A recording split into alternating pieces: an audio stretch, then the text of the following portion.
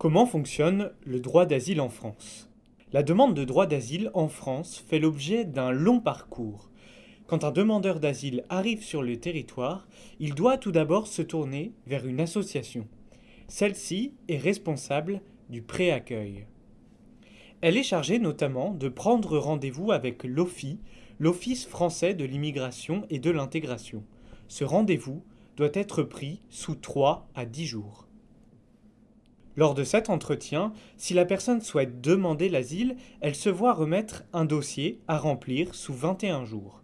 En échange, elle reçoit un titre de séjour provisoire ou attestation de demande d'asile. En 2017, environ 100 400 demandes ont été enregistrées en France, soit 17% de plus qu'en 2016.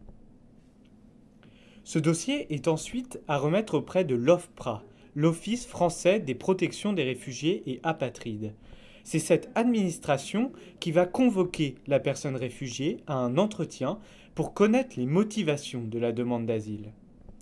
C'est ensuite l'OFPRA qui va prendre une décision pour accorder ou non l'asile.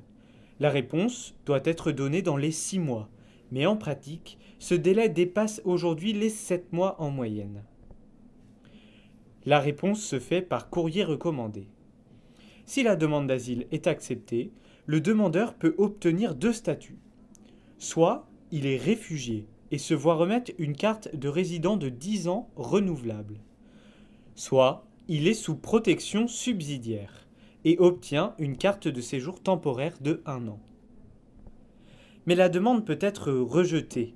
Dans ce cas, un recours existe devant la CNDA, la Cour nationale du droit d'asile. Le jugement final doit être rendu dans un délai de 5 mois.